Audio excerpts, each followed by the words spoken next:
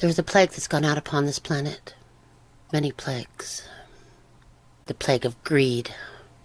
The plague of hatred. The plague of racism. The plague of pedophilia.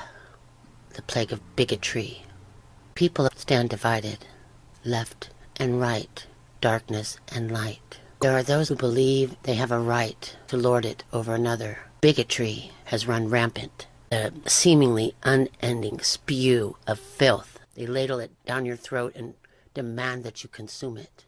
And if you don't agree with them, if you don't agree with their lies, they ostracize you as if the lies are righteous. It is upside down and twisted in ways that I'd never even conceived before. As long as you think that you can reason with them, you are at a disadvantage. As this surreal medieval saga continues to play out, I've realized one thing. Trying to rationalize with the irrational is like hitting your head against a brick wall till it bleeds. What's the point?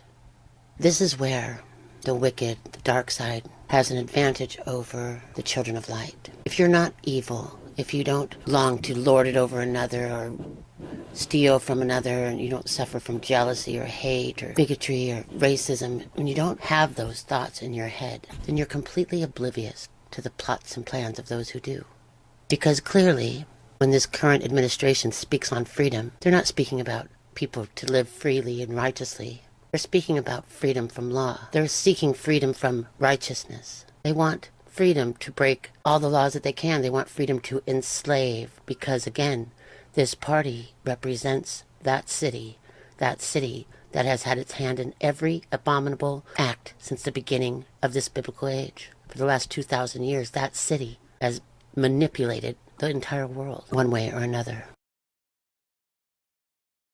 The utopian premise that this nation was founded upon, though far from reaching fruition, we were the strongest thriving nation in the world, and there were many on this land who were not thriving. But those in power suppressed it, the injustices imposed upon them by a corrupt governing system. It is not the people, it is the leaders, the fraudulent Trojan horses that set up shop in our governing structures to deny righteousness, to invoke discord, because they thrive on divide and conquer strategies. A cultist viewpoint that believes in enslaving their fellow man, controlling their fellow man. They have set out systematically to undermine the entire foundation that this nation was built upon, to undermine faith, to undermine the Constitution of the United States, the laws on which this nation were founded. They have chipped away at the Bill of Rights in a way that is treasonous. The reason those laws were instilled, they were written by people who came from oppressive governments, who came from tyrannical empires. They sought freedom, and they sought and fought to ensure it for those who came in the future, for us. And you're just willingly giving them away because of hatred, because of a hate that has been programmed into you and instilled. Hate breeds hate. This is to be a nation of love. This nation is one nation under God, and they seek to destroy it and enslave it. They have violated the rights of children, violated rights of privacy. The government has grown too big, and the more you allow unelected or elected officials into your life, the more your rights have been violated. The government does not run us. We run the government. And when they start violating human rights, rights ensured under the Constitution and the Bill of Rights, they have violated their oath of office. With a wave of a pen, invoke laws that make you give them your money. Now, you're supposed to have a say over how that money is spent. We don't suspect for a moment that it's going to be used to create diseases. You don't suspect that you're going to become a guinea pig to the pharmaceutical companies. You don't suspect that the number one educational system in the entire world will be dismantled, that the children will be indoctrinated, that they will turn it into some kind of experimental bank of psychosis and confusion when they confuse children about who they are and their sexuality, something they can't possibly even be close to figuring out. And it's none of their business because that child has a right to privacy. The family and parents have a right to raise their child the way they wish.